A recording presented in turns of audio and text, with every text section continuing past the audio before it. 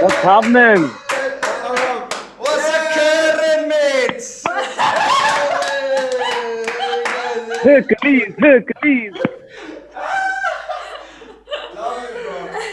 Love it, bro. What's the code? How are you guys doing? Good. How you doing?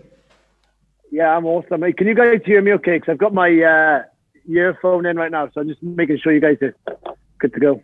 Yeah, we're good. We're good. Yes. I'm liking the tash. That's serious. Dude, you know what? That's It's not a big tash. one. It's a beard, but I'm white here, so it looks like I haven't got hair. It looks like a tash, but it's actually a beard. It is a beard, but I'm white there. That's good. I like that. That's How are very you guys good. keeping? You guys good? Yeah, we're Yes, good. We're man, good.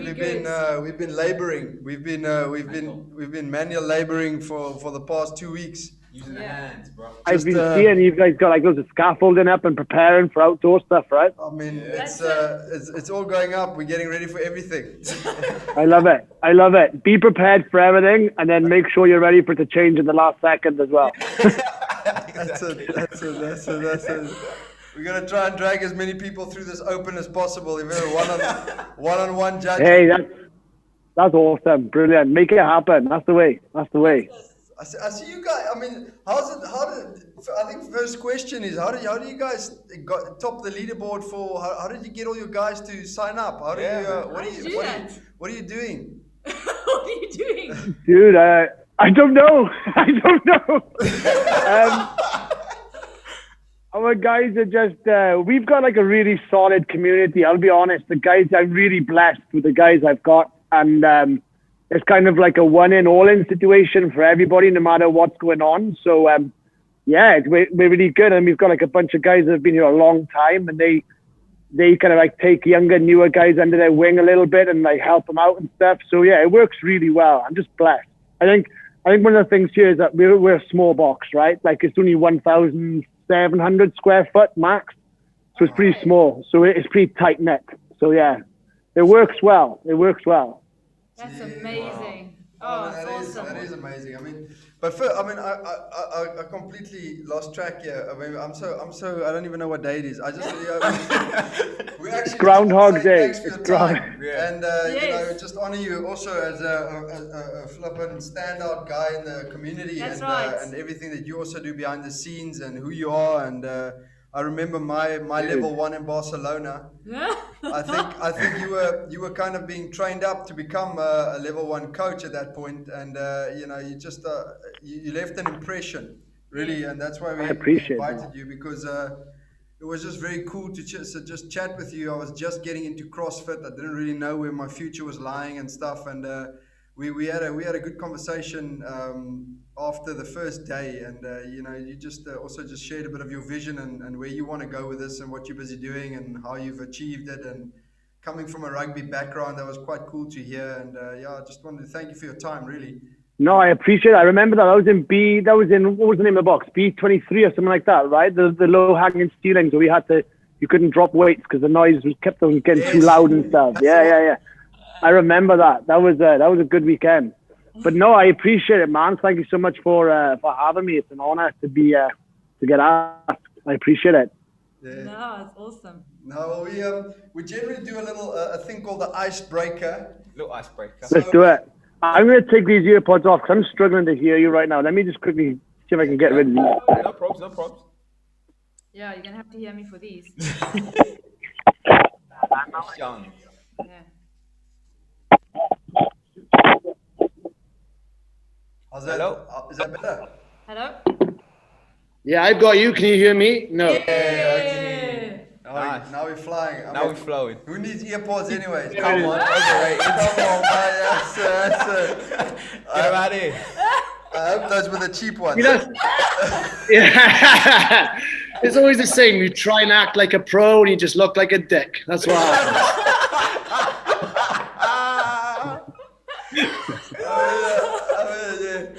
Well, listen, we do an icebreaker. Lou's going to ask you some questions. You just choose which one comes to mind first. One of those numbers, And we're going Come on, to get you through how many seconds? 60 seconds on the 60 clock. seconds. 60 seconds. You ready for it, Rob? Let's do it. All right. In. You give me the countdown. 3, 2, 1. Let's go. Metcons or nanos? Ha! Nanos. Worst CrossFit movement? Muscle up or snatch. Barbell or assault bike?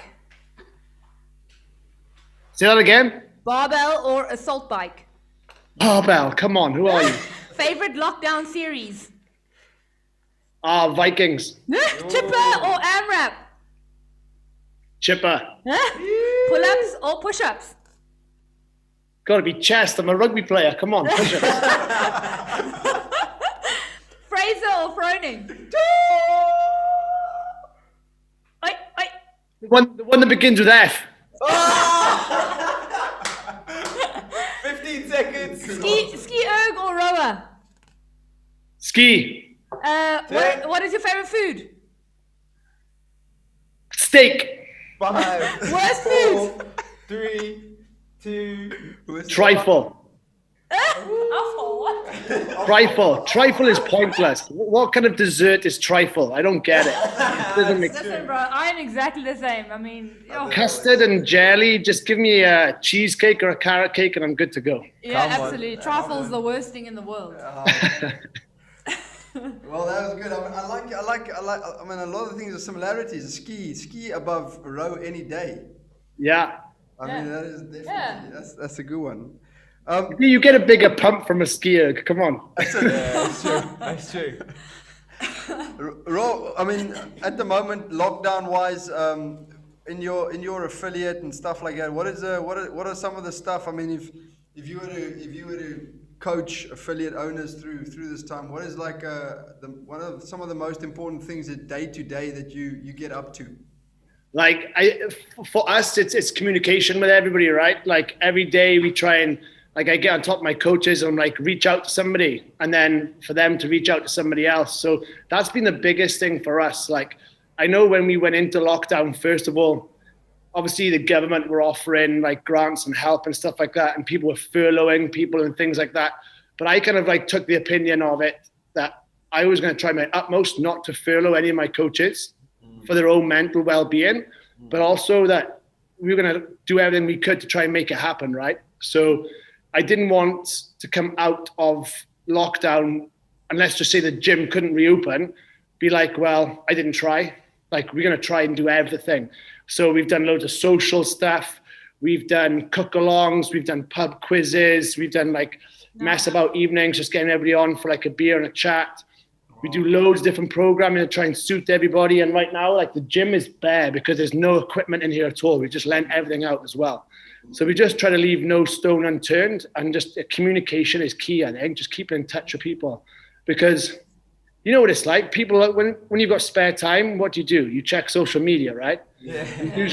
Usually social media looks so great because everybody's posting pictures from holidays from fucking 5 years ago. And it's like, let's be honest. So every week I've tried to get online for my guys and do like a Facebook Live and just kind of chat and literally chat shit. Like if I've had a good week, a bad week, and then people start relating and talking as well. And then all of a sudden it turns into like, oh, have you tried this yet? Or have you tried to do this? Have you done this with your schedule and stuff? And it's just kind of like be there for people. You know what I mean? Just be there. Yeah. That's what we've tried to do. That's, I mean, wow, that's, yeah. Sure, that's really good. That is, yeah, I mean, Flip, I hope we don't look back and on this lockdown and think, Flip, we could have done more. No. So no, that's amazing. When you say coaching and stuff like that, I mean, we're in a place now where, you know, we're expanding, not expanding size-wise so much. There's some knock-up courts that we took. We decided to clear it out, and now we're building some scaffolding. So that increases our footprint in that sense. But so we're taking on, you know, a few more coaches and stuff like that. As you know, what are some of the stuff as a owner that you look for in coaching? You know, for coaches. That's a really good question, right? Yeah. That's a really good question. And I've like recently, it's been over a year now, like maybe 18 months. Like we advertised for a new coach, right? New kind of full-time coach. So we put out an advert and stuff and social media and all different avenues. I was really humbled by all the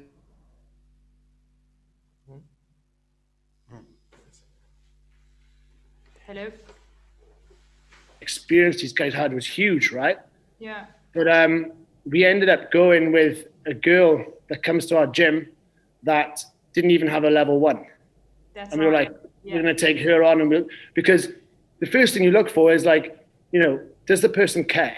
Like, what does she fit into what you want your gym to be portrayed for? Yes. And she's been a member for years, and she was such a great asset in class because she's always bubbly, having fun, introducing herself to new members and helping people along. And then I was really surprised that she actually applied for it. Because I didn't really, at the time, know that she wanted to be a trainer or a coach, right?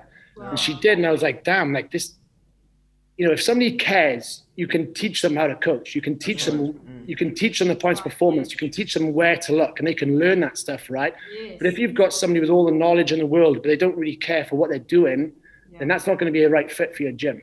So that would be my biggest advice for box owners. And to be honest with you, all the coaches we've taken on in the gym, ironically, have been members at some point. So they've kind of like, they've joined, they understand, you know, not to sound like, how is this going to come across, but how people hold themselves in the gym. Like this isn't the kind of place where if you miss a lift or you have a temper tantrum, you throw a skipping rope around the room or you slam your barbell and you storm off. Like, we don't really accept that here, you know what I mean? And it's pretty cool because the members now, the coaches don't really have to govern or like put that across. The members do that for us. So that would be my biggest advice. Like, look within before looking outside, because you've usually got some golden nuggets in your gym that will do a great job for you if you invest in them. That's right. Great answer. That's how we feel. Yeah, I think we feel. I mean, we're only small, man. So with the three of us, this is where it's at the moment. You know, we've got one or two people that that do some part-time stuff, but we have very much the same thought process. We always try and look from within first. I'll say this as well now, right? Because you just said this, we're only small. Like, we're only small here, but like the size of the gym and the amount of equipment you got means nothing if your level of coaching is real high and your community is really strong. Like, I would take a small affiliate with like 50 members where you know everybody's family, you know their friends, you know what's going on, and you coach them really to a high level. Rather than a box where you've got like 300, 400 members and it's just people doing their own things. There's no community. All of a sudden it's gone from that box community into like a big global gym environment. And that's, I've had the option in the past to do that and upscale to that, but it kind of takes away from the root of what we do, right? Like for me anyway. And there are gyms that have been successful doing that, and like more props to those guys. But for me, like, never turn around and say like, oh, we're only small, but it's like, we're only small. We've done it so well, you know what I mean? You guys, like, it's obvious seeing you guys on social media and what you guys do. You're fully invested in your community, and that's what it's about. No, that's more props to you guys. No, thanks, man. These podcasts, I don't even know if people are listening to this. All right, I'll see you later, all right? See you later. No, there are five. There are five listening. Definitely. My dad, his mom, they're five. Definitely. I'm a brother. That's it. Brother. Yeah, send me the link. I'll send it to my mum and she'll put it around the family as well. We've learned. We're learning so much from it. It's I think Cole put it so well the other day. He said, it's a lifestyle, and after that, 3 weeks now after that, every day I'm thinking to myself, wow, it is a lifestyle, because we're out here with some, we got about 4 scaffolders out here. You're shooting the breeze with these guys. You're chatting. You're having some coffee, and you're able to do that. You're not sitting somewhere pent up, worried about the next bill and stuff. You're just actually enjoying life and having a good time. So that's what it's about. And what you just said is spot on, man. It's great. If you love what you do, you'll never work a day in your life, right? That's right, brother. That's great. That's great. I've got a question. Young back five. Let's go. I want to touch base on the programming. So I you want to touch my base? What was that? Keep going there. Whoa. Take it easy. Whoa. Easy, Tiger. I see you do a lot of programming on social media. I wanna pick your brains and like ask what is sort of your thought process when you come up with a workout or you're thinking about the whole week, how you're gonna cool. different formats, AMRAP, EMOM. For What your is community, sort of your thought process when it comes to So like, I try and keep it as traditional towards CrossFit style programming as I can, right? Especially for the affiliate and for the affiliates I program for. So Chris Spieler had a great quote, and he says, live in the couplets and triplets, go heavy often and go long once in a while, and you'll be pretty much spot on with your programming, right? So that's what I try and do my programming. So I tend to plan out a month at a time. Yeah. And I'll go across the week and I'm like, okay, just like you doing a CrossFit level 1, couplet, triplet, single modality day or heavy day, then we'll chuck in a chipper, and I'll put it all down on paper first of all for a month. And then once I've got the style of the workouts I want, they never stay like that. Things move and get reconfigured. And then it's like, okay, well, let's think about the weight. Let's think about the movement patterns themselves, the movement function, and how can you make it as constantly varied as possible, but there be a pattern to it, and there's reasoning why you're going to be doing deadlift tomorrow if you were doing pressing today or something like that. You know, those movements won't impede on the other, and you can keep the intensity high.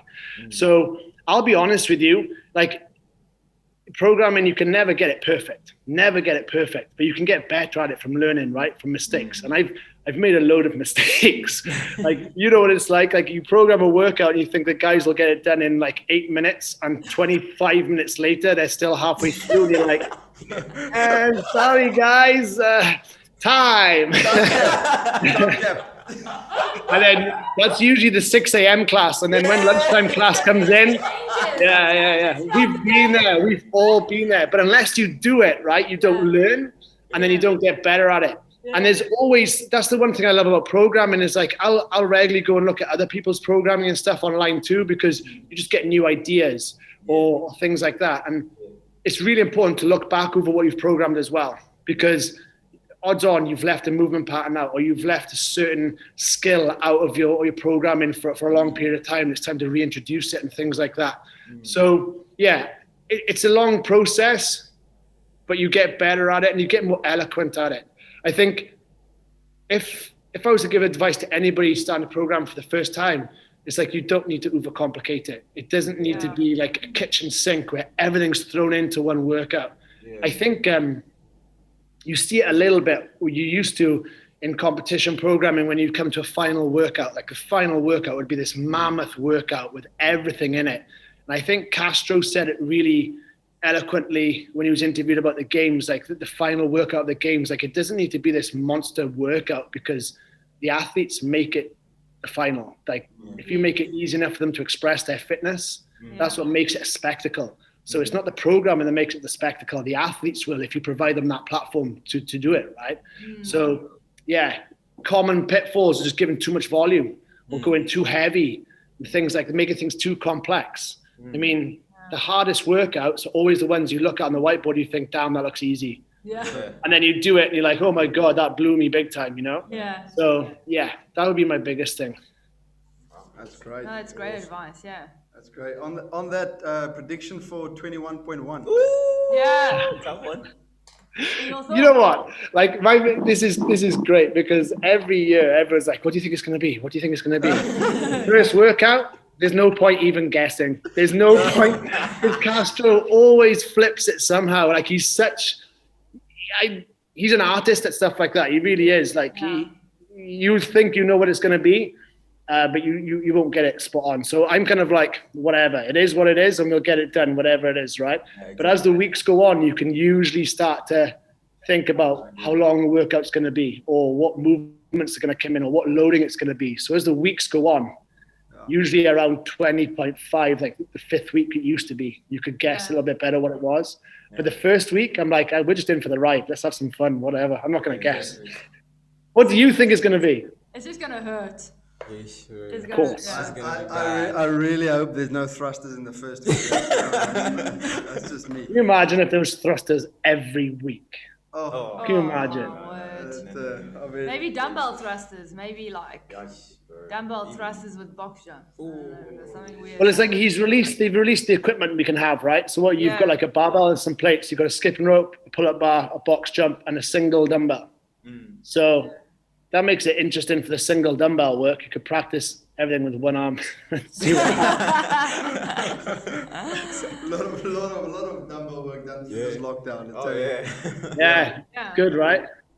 So, and ironically, do you know the first ever? Do you remember that year when we had dumbbells? Everybody lost their shit in the open. Like, we've got dumbbells, blah, blah, blah. But if you look at CrossFit.com, the first ever workout program was with dumbbells. The writing was on the wall from the start. Yes. I mean, we taped. We had a 20, and then we taped 2.5s onto the 20s. I love it. After every round, we had to retape them because these guys were dropping the 22s, and it's like, what are you doing? Drop me away.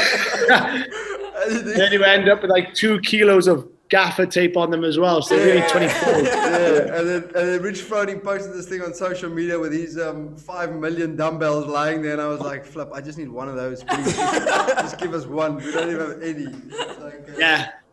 It's like, in his barn. How did you end up in Aberdeen? I mean, were you always there, or were you actually in Wales first? No, so I grew up in Swansea, on the Gower. It's like a little peninsula, loads of beaches and stuff. A little village called Mumbles. And then, you know Mumbles? Yes. Gower, you probably know about the Mumbles Mile, right? Yeah, beautiful. Mile of pubs. We were there. We were there the other day looking for. I mean, I don't know if we were in the right place. We're looking for waves. Are there waves in Mumbles? So you need to go further west around the coast for waves. All right. Like there's some good beaches, some good breaks all around the Gower. There's some yes. My local was Langland, but then like the main surfing beach is a big, huge, long bay called Llangennith by Worm's Head. That's where the main waves are. But then all around the coast, depending on the swell and the wind direction, you got different spots all the way around. Wow. So as a nipper, that's all I did was surf and play rugby. It's not bad. That's not a bad upbringing. Where were you? Were you Natal? No, I was in the Cape. I was in Natal. Were you? Yeah. I grew up in the Cape, and then I went up north, and did university there. That's where, so I went away from the ocean. Oh, fair play. Yeah. That was us. We'd be up surfing before breakfast, and then, good times. So I grew up there in Swansea, and then went to university in Cardiff. And then ended up signing and playing rugby for Cardiff when I was there. Stayed on for a few years after uni to try and play rugby full time and see where it would take me. But then got to a crossroads and I was like, look, I'm getting a bit on now and don't think it's going to happen big time for me. So I then got like a graduate job through my degree, my master's in geology. Ended up working for an oil company called Schlumberger and then got posted in Aberdeen. And then ironically, Aberdeen were in the Scottish Premiership back then with rugby as well. So I picked up rugby again. I was playing rugby in the Scottish Prem and working for the oil company. Wow. Through the oil company, my flatmate was American and he introduced me to CrossFit. Wow. So then we started doing CrossFit in my garage and a few of the rugby boys would come round. And then me and one of the rugby boys were like, hey, we should pursue this a bit more. And ironically, one of the boys I used to play rugby with in Swansea had opened up Reebok CrossFit Velocity back at home. So whenever I'd go home to see mum and dad, I would go and train there with Matt Evans. Sure. And then, then ended up just going that route. And then oil was out the window. The gym took over, opened up the CrossFit Aberdeen. Like we affiliated in 2011, but we didn't open the doors until 2012 because we got let down on a few properties. So we're coming up close to our 10-year anniversary, I should imagine, this year or next summer, I think. Awesome. That's my long-winded story to Aberdeen. And then I met a woman, and then I stayed here, and then my life was over. I mean, my life just began. How did you get into the L1 gig? I mean, how did that happen? Did you just study your way into that? Did what did you put yourself out there? So this is a crazy story again, right? So I was coaching at the gym here in CrossFit Aberdeen and living in Aberdeen. And because Aberdeen is like the oil capital of Europe, right? We get like loads of like BP and Shell have their European headquarters up here and stuff like that. And there's loads of people come and go through business on contracts for 3 or 4 months at a time. So I was working here, and we had an American guy called Alex Sonnenberg come and train with us. He was living here. I think he was working for I want to say he was like more like into accountancy or purchasing companies and helping people buy companies and things like that. He was here for a period of time training with us, and I got on really well with him. And I didn't know at the time that he was like best mates with Dave Castro. No. Like they were in the SEAL teams together. Wow. So like he kind of like took me aside one time and was like, hey, like you're pretty good at this stuff. Like, you know, I could have a chat with Dave if you want, kind of thing. And he'd gone and had a chat with Dave and said, hey, are you looking for guys in Europe? Because the gym I'm at, I've got this guy, my coach Rob, and you know, he might be worth having a look at. At the same time, I was trying to speak to Matt and Davs Dennis, if you know Davs back in Cardiff, and Stedman and those boys. And I've kind of reached out to a few of them and be like, you know, what's the process and stuff. And then through Alex, really, I managed to get my internship.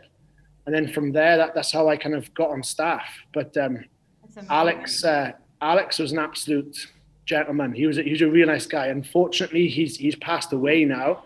He passed away on I think it was a base jumping trip in Switzerland or somewhere like that. Oh, sorry. But he's an absolute gentleman. If it wasn't for him, ironically, coming to Aberdeen and crossing paths, I may not have got onto staff, you know. So I owe Alex a lot for sure. That's a great story. Really cool. Really cool. And have you had the pleasure of meeting Dave in person? Obviously, you have. But I mean, yeah, a few times. Yeah, and we've spoken about Alex and stuff too. So it was really cool. Yeah. Good guy. No, I mean, I think his integrity, his character. I think I'd love to meet him, but I think he's a pretty good guy. Yeah, like I really like Dave. Big time, man. I think he put on a persona sometimes when it comes to those kind of like announcements and stuff like that. And I mean, but somebody said this the other day. I can't remember what I was watching. They're like, there's nobody in CrossFit. There's no athletes or anybody like that. Like in most sports, there's a bad guy. You know what I mean? Yeah. And the crowd loves to get on the back of the bad guy. Well, there's no bad athletes. So Dave was the bad guy. So that was pretty cool, right? But he's not like that in person at all. I'll never forget the first time I met him. I got on seminar staff, and every year, it used to be, now it's every 2 years, we have a trainer summit. So they get all the L1 and L2 trainers from around the world. And we get 2 days together to learn and meet up and all that good stuff, right? Mm. So we had like a social the first night. We were in San Diego and Dave was there. And Dave came up to me and he was like, oh, Rob, right? Rob Lawson. I'm like, yeah. He's like, you're in Scotland. Aberdeen, is it? I'm like, yeah. I was like, damn, like I'd never met this guy, but he knew about me and he'd taken the time to know where I'm from and things like that. And I was like this guy's integrity's spot on, right? Like real good chap. And then, worked the games a few times, and when it's game time, he's switched on. There's nothing you can say, right? That's it. Game time, like pretty intense, but if you're going to be leading something like the games, you need to be like that, right? You need to be a leader. So yeah, I've got a lot of time for Dave. Real nice guy. Right. Well, just flowing on from that, it's part of my question. Yeah. I mean, Rob, you're such a presence at, seminars and leading the people in the front. And I remember my L2 and stuff. And I just wanted to know, like, what is your favorite part about working for CrossFit and working for seminar staff? What is your thing you most look forward to? What makes you tick in doing this? What's your favorite part? That's a great question, because there's so many aspects to the job that you love, right? But I think the bottom line, when it comes down to is I love meeting and helping new people, right? That's meeting new people and helping them.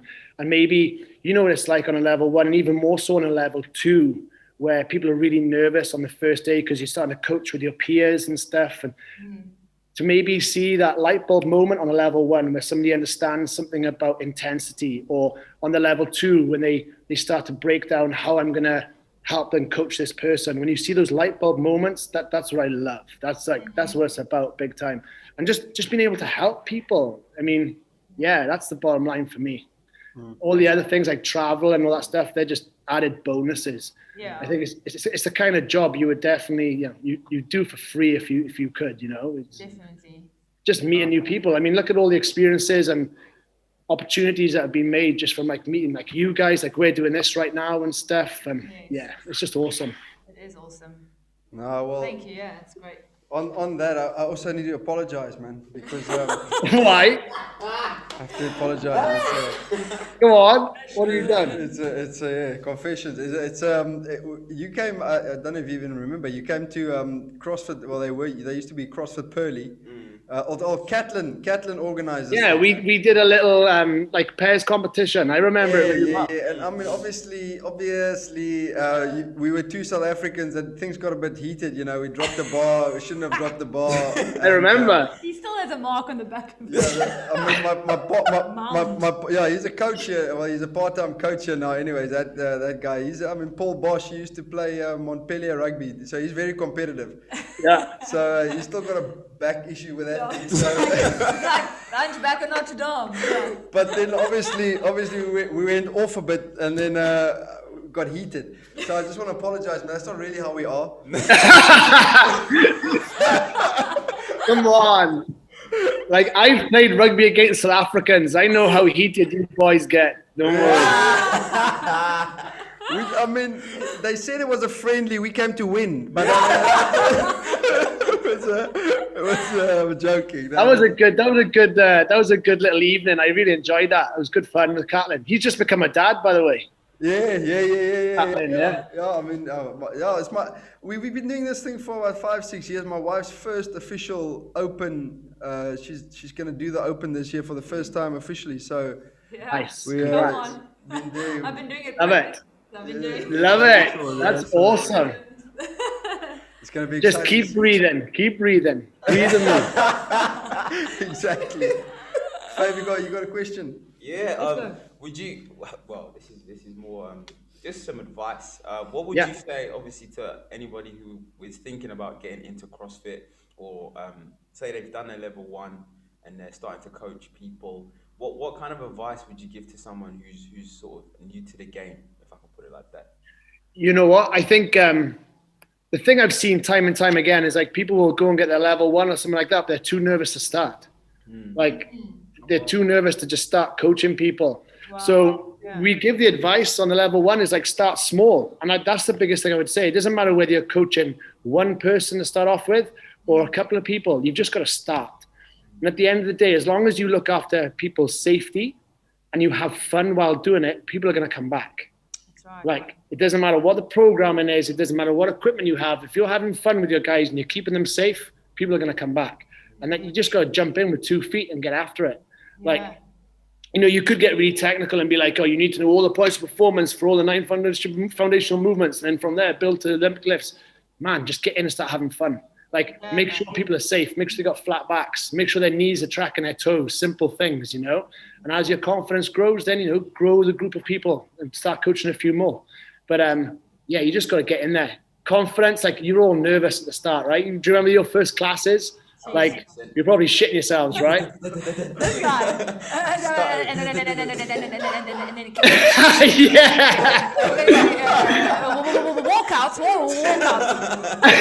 Oh, bro, that was Hey, I'll tell you a story. One of my first ever level 1s was in Finland. It was in northern Finland, Tampere. And I was really nervous, right? It was my first CrossFit level 1 wearing a red shirt. And I think Stedman was the flow master. And I'm coaching a group presses. And I'm trying to help this lady because she kept on dipping forwards in her dip, right? So I'm like trying to tell her, you know, you got to be like up and down, straight line. Imagine you're scraping your back against the wall or whatever. And she goes and does it. And she does it really well, but she forgets to move her head out the way. And she goes, whap, straight into her nose. No. Like she's in the middle of the group. And I'm really nervous anyway because a few cues didn't work. And she cracks herself on the nose and just bursts into tears. And I'm like, oh, shit. I look across and Stedman's just watching and Stedman just goes, he just walks off, just left me to it. Talking about a baptism of fire. Yeah. But like, that's exactly it, right? You just got to start. And then it's just accumulating all those little experiences. And maybe you get that one person that really doesn't understand what you're trying to get them to do, but then you find that magic cue that works for that person and you bank it for the next time you get into that difficult situation. And the other thing is, watch other people coach. Like, it doesn't matter who they are. It doesn't even matter what they're coaching. It doesn't even have to be CrossFit. It could be under 9 soccer. Because like, can you imagine trying to control 20 under 9s in one go? Like, that guy knows something about group management, right? And how to communicate with people. So it doesn't matter what you're going to do. Just watch people learn and just take what you think will work and throw away what doesn't. Simple as that. Always be open to learning. Very good. I've got one more question. You going on to your 10-year affiliation. We going on to our 5-year this year. Yeah, buddy. If from 5 years to now, where you are now, what are some of the things that you'd be like, Flip, don't do that? Or highlights. Even. Or highlights, or, you know, that worked really well. Try that. I mean. So I think one thing that has really helped us and saved us here is not going massive and getting a huge box and going into that area, if you will, because I've seen it happen with boxes where you get this super box. And then all of a sudden, maybe you've got like, I hate this, the normal WOD class is over here, the competitors class is over here, over there. Yeah. And then all of a sudden, you've got 3 different communities in one space. Yes, man. Not one whole community, like you're creating divides in your community. Yes. So I would, if you're looking to expand and get a bigger place, as box owners, we usually come to that crossroads. Do we need to do that? I would really sit down and consider if you really need to do it. And if you are going to do it, how are you going to maintain the same community? Because the one thing I fear is, how do we recreate the same atmosphere we have in this space in a bigger space? That's one thing that I always kind of sit down and ponder on, you know? And then coming back to that again, coming back to your programming question, right? Like, I would really be weary of having competitor classes and beginner classes and all this different stuff. Like, get everybody in together. That's right, like, man. Because that'll challenge you more as a trainer as well, because you've got to learn to scale for people and how to manage people of different skill levels in the same workout. Yes. But also people learn off each other and people look up to each other as well, right? So true. Yeah. So it just keeps people together. Whereas I think as soon as you say, right, I'm going to have a competitor class and you've got to have X amount of muscle ups and your deadlift has got to be this heavy to come to this class, all of a sudden you've just put you've put the wall between America and Mexico right there. Created that divide. Yeah. Which isn't, So I'd be wary of that. Oh, that's good. That's really good. Advice. Yeah. I've got actually one more question. Hey, sir, Yeah, boss one man. more Boss question. man. I've got all day. You could fire as many questions as you want. Have you heard? We're on lockdown right now, so I don't have to do anything. So this is another one. I mean, it's more a come clean kind of question. Is so as we grow and as we not grow, but I mean as the business gets more and stuff like that. As an owner, what I've possibly done wrong in the past year is you take your hand off the actual coaching. So you're coaching, but you're not coaching. You're coaching a few hours here and there and stuff like that. And as a 10-year affiliate owner, would you say it's very important to keep your hand in the game as much as you can? Because in my head, I'm always thinking, because we had this one room, one space, all our people come through this room. And my idea was always to develop more young people to coach and stuff like that. So we only have a limited amount of hours as is. But would you say it's really important to keep your hand in the game, or I don't know? Yeah, massively. For me, I mean, I guess it depends, right? It depends whether you're going to be an owner of a box and just treat it as a business. So you're just a manager and you're not involved in the coaching. You're kind of like, you set it up, you run the box, and you've got your head coach who does all that for you. But for me, I'm that guy, but I'm also I'm a trainer by trade, right? So it's the same as I don't know, goal kicking. If you don't practice your goal kicking, you're gonna get rusty and you're gonna miss a few, right? Same with coaching. If you're not coaching regular, then you're gonna miss that kind of that eye, that tune, that calibration to seeing people move and to see whether they're doing what you want them to do correctly. Yeah. So it's really important. I try and coach at this gym every day when we're open, and even now, like I'm doing like PTs and stuff via Zoom and keeping the eye in, and doing online level 1 seminars and stuff like that as well. So I think it's really important to keep on top of your trade, because you get rusty at the end of the day. Mm-hmm. And you know, if you're the owner of the gym and you're the one person that everybody looks up to, people will want to be trained by you too. Mm-hmm. People might come to the gym just to be coached by you. Mm-hmm. So I think that's really important. And I know for my schedule, sometimes like it's easier for me to maybe, right, I'll coach a 4 o'clock class and 5 o'clock class every day of the week. But then, you know, if you're only seeing the 4 and 5 o'clock people, I try and vary that as well. And then I'll do a week of mornings, or I'll come in late at night and stuff like that. So yeah, try and spread the love, as it is, spread the love across everybody. But the other thing is as well, right? And again, this links back to programming. Maybe there's a theme here. Programming is so important. If you nail this, is like coaches should do the gym programming too, and they should get involved in the classes with the people, with the members. Absolutely. Because there's nothing better than, like, it pushes us harder. Like, I'm pretty competitive and I'm still trying to compete in the age groups and stuff, and like it pushes me to go harder because I know the guys in the class are going harder, and it just picks the whole vibe up. It just gets really, you know what I mean? Exactly. So yeah, coaches have got to do the old classes as well. Yeah, that's kind of like mandatory. We love doing the classes, but sometimes we love it too much. We need to I know. I remember you've told me. Remember? Everyone's good. Okay, well, we join you. Yeah. We've had those classes where you turn up and then the coach is in with the people, and you're like, "What are you doing?" I see you after the class. It's like sweat. It's just a workout. You didn't have a partner. I had to jump in. Yeah, exactly. We've all been there. Yeah. Oh, really? I love it. So funny. Anyway, do you have any more questions, guys? Anyone? Okay. This is probably one that refers back to the programming. I don't know if you've ever programmed for like an athlete, or I don't know, someone who's competitive. But what would you say is the key thing when it comes to developing athletes? Would it be a question of saying they need to do hours and hours of training, or is it a thing of I'm gonna tailor my programming for this guy and it's gonna be different for another person? Is it more like a general program, or is it more like a tailored specific program? Like, I mean, I program for a few individuals right now, and it's there's two ways of looking at it, right? Like, if your program is varied enough and covers all the bases, and it's a good generic, constantly varied program, then it should be good for everybody, and everybody's going to benefit from it, right? But then you're going to have some athletes that maybe have more time, or they're able to commit more to training. And then it's important to really delve into what their weaknesses are and how you can best help that, right?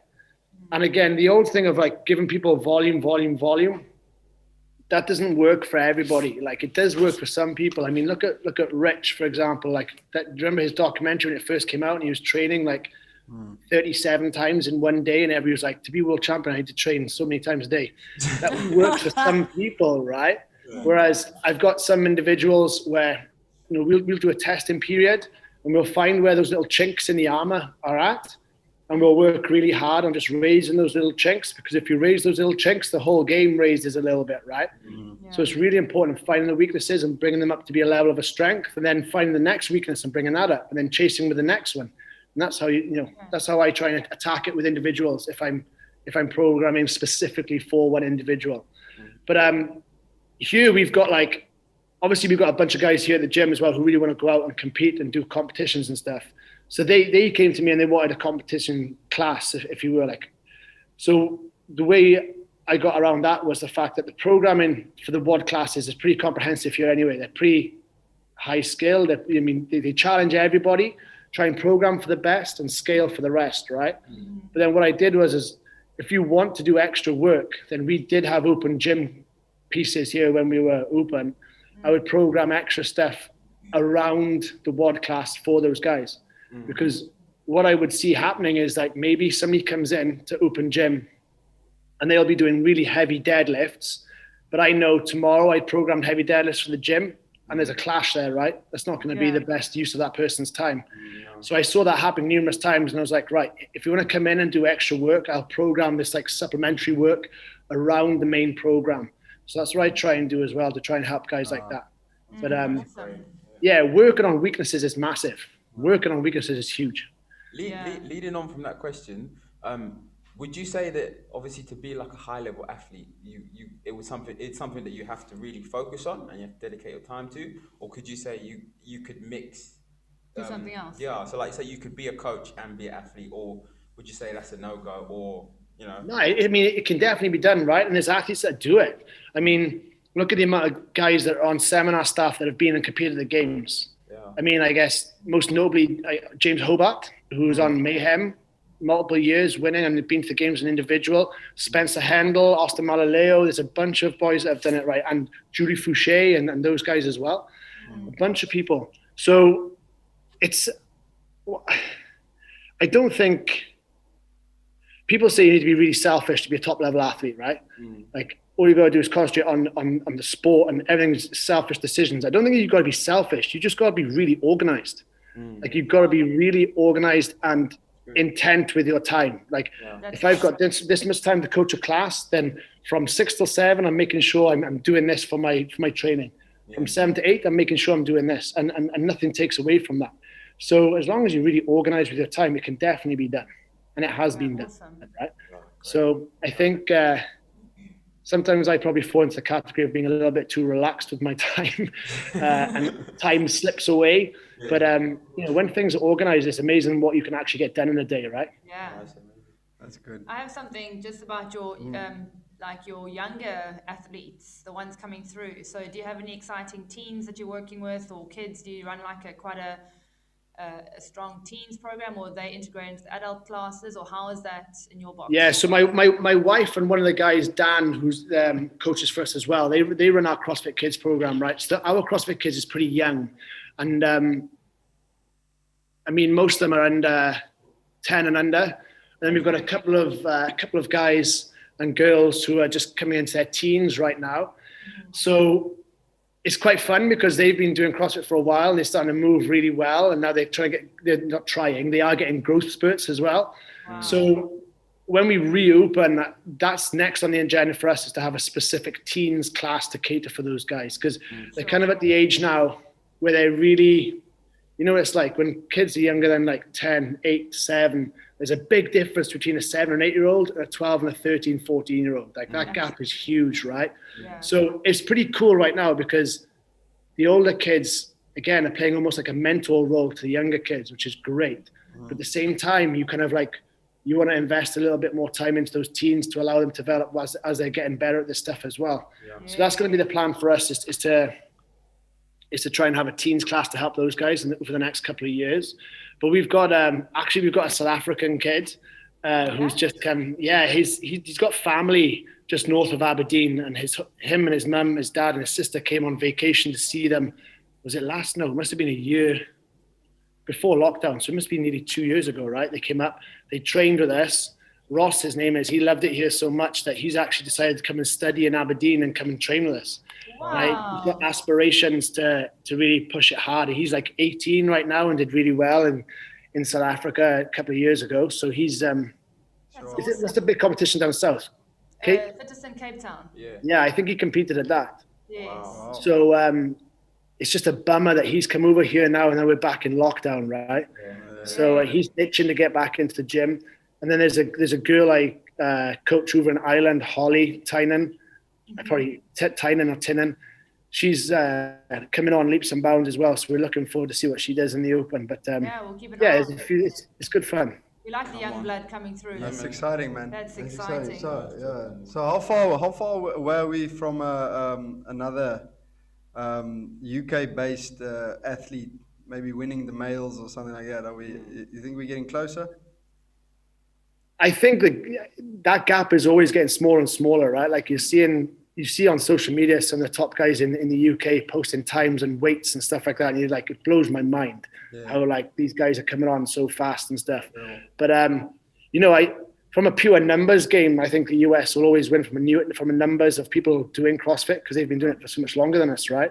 But we're not far away. I mean, look at the top boys over here. I mean, Zach is a big, strong boy. Elliot, I've been to games a few times on team and individual. We've got guys up there in the mix, right? It's fun times ahead. Fun times. It's kind of with Fraser retiring as well. I mean, you guys probably had this conversation. Like, he probably could have gone on for another couple of years and won it again and again, right?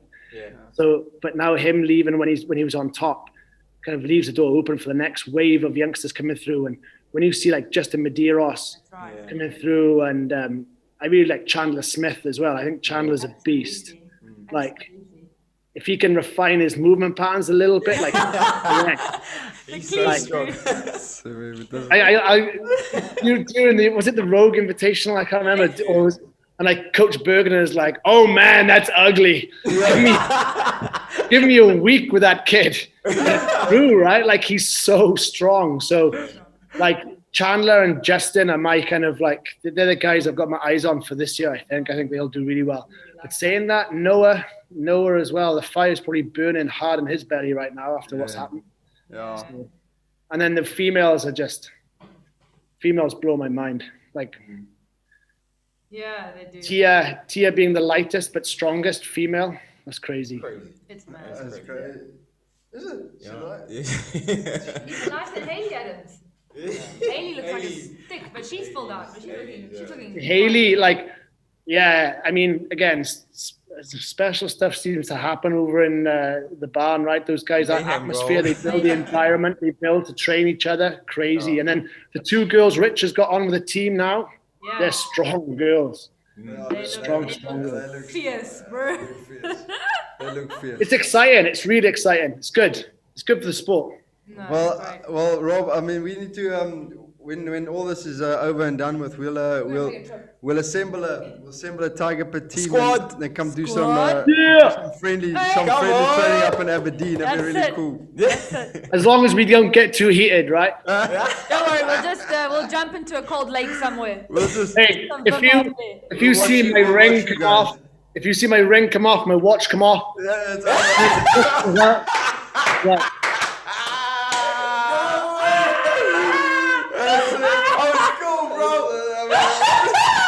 I won't be there.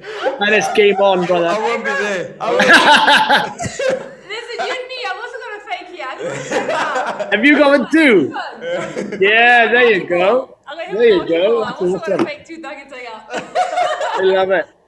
I'm gutted because I spent about 40 minutes. I swear I've got a Tiger Pit t-shirt. I swear I've got one. One of the guys from that competition we did posted me. I'm sure it's like pink sleeves with a big tiger in white on here. Yeah, that's it. It's got to be done. It's somewhere in my house, and I try to find it. And like, if that guy is watching this, tell him to DM me because I need to send him down a shirt too to say thank you for that. I said I was going to do it. It's just hasn't happened, so I need to send him down. Is it? Would have been Dubby. It was an old school tiger. Say that name again, Dubby. Dubby. Dubs. Yeah. What's his handle on Instagram? I'll send it over to you. I think. Awesome. Do that. Thank you. It's actually Captain Bumbag. That's it. Captain Bumbag. Because I was like scrolling through my messages. I was like, what? This guy had a really weird name. Was it like Captain? What was it? I can't remember. And then that's it. Captain Bumbag. When he started following me on Instagram, I thought, who's this dodgy cat? Anyways, Rob, thanks for your time, man. Absolute pleasure. That's been fun.